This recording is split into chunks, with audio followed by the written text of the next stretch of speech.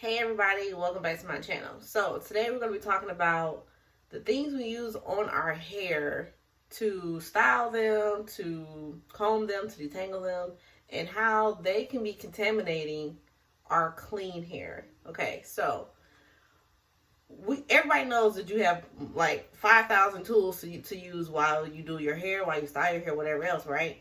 So I have some quick examples of things that I use that people really don't talk about. People don't really don't talk about how to take care of your tools. More so, they just tell you, buy this tool, buy that tool, buy this tool. This sun is super bright today. But anyway, I can't barely even see myself.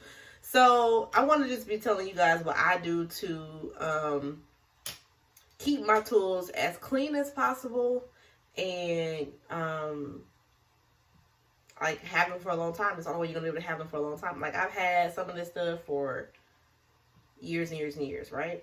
Okay, so we talk about combs, brushes, picks, edge control brushes and all that kind of stuff. So I have some items here, and I have two brushes here, my Denman brush, and I just have a regular like hard bristle brush from the brand Annie, and this is a medium. So this is the hard bristle, so you can't really get down up in there a lot. This brush is easier to clean because this part detaches and you can literally take the bristles out so that you can clean it. So this brush is easier. Like the person or the company who made Denman did a really good job of thinking about how people are going to be able to clean this tool, because cleaning your tools is just as important as cleaning your hair. Because when you think about it, you wash your hair. So see, like this comes off. You wash your hair. This even separates, and you can take the bristles out. Look at all that hair and things stuck in there. Residue from shea butter. Okay, so you clean your hair, you wash your hair, you condition, do all this stuff, you co-wash it, and then you're using the same dirty brushes on clean hair. So guess what? Your hair is dirty. Now your hair is dirty. So I'm gonna tell you what I do. I have a pot of boiling water on the stove over here. And what I usually do is I do it in my kitchen sink, because the kitchen sink is easier to clean out than like in the bathroom. It kind of gets it, I don't know, I just don't like doing it in there. So I have hot water boiling. I stop the sink up. I'm going to be using Dr. Bronner's Pure Castile soap this time in the almond scent. And you can use any like really light natural soap. If you don't have this, or you don't have any soap that you don't want to use, that you like body wash that you use in your body or in your brush, you don't want to use any of those. But I suggest using one of Dr. Bronner's soaps, any of the scents, whatever one you want. And I also am going to put a little bit of distilled white vinegar in the water. I have just a little bit left. A lot of people use white vinegar to like clean hair that they're using for installs, crochet hair, or wigs. When you first get the wig, you want to wash it, or you want to clean the hair that you're going to use to install. Okay, let's talk today. So I'm just going to pour the rest of this in the sink to mix in with my hot water. All right, so I dumped that in there, and I'm going to get the water off the stove because it's boiling out. So we got the hot water, right? Pour that in, and while I pour that in, I have the soap here, and I'm going to do a couple drops of that at the same time, so it'll get a little bit sudsy. Okay, and then I want to show you guys like my edge brushes before and after. So this is my edge control brush, and you see there's like gunk and hair. See that? Gunk and stuff stuck to it, and hair stuck in there. Right, this side has a little comb side. This is the SOS line, my homegirl. I'm gonna link their information so y'all can go buy their stuff, okay? So there's that. I'm gonna put that in the water. My hard bristle brush, I'm gonna use my pick to kind of just get most of the hair and stuff out of it before I put it in the water. Because you can, I know everybody mama told them, you know, how to get up in there old school and pull like the hair out. I remember doing this when I was young all the time. I used to clean the brushes clean my brushes when I was younger. And so my mom would do like this to get the hair out, right? So you don't have too much to really do. So you pull it all that hair that was in there. Dirty, gross, right? So you pull it out. You see this dirty brush? Disgusting. Okay? And think about what I'm saying. You putting this right back in your hair. I'm going to put my pick in the sink. I'm going to put these combs are easy to clean, but I'm going to go ahead and put that in there for the purpose of this video.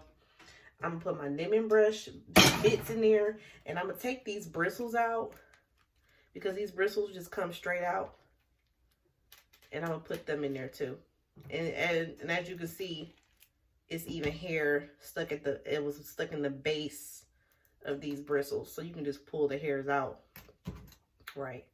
Just easy like that. Pull the hair straight out. So I'm going to put these little bristles in the water as well. And I'm going to put the little rubber backing. See, it's hair in here. See that? So I'm going to pull this hair off. And I'm going to put this in the water as well. And I'm going to let this soak around in there. I'm going to move the items in the water around.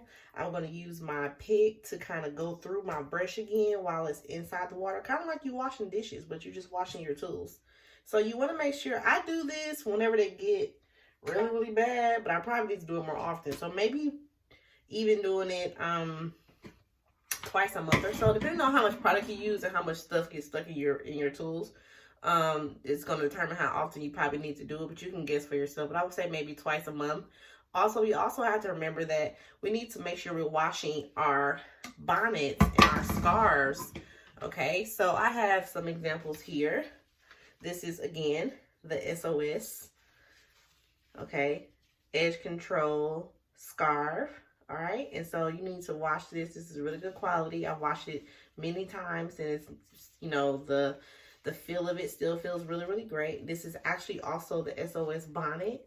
And so you want to make sure you wash your bonnets and stuff too, because again, you're washing your hair, you're doing all this stuff to your hair to keep it protected. And then if you put on a dirty bonnet or you put on a dirty scarf or whatever, you're just recontaminating your hair with just filth and dust and whatever else is in your hair. And so you want to make sure that you clean your bonnets at least every 2 weeks.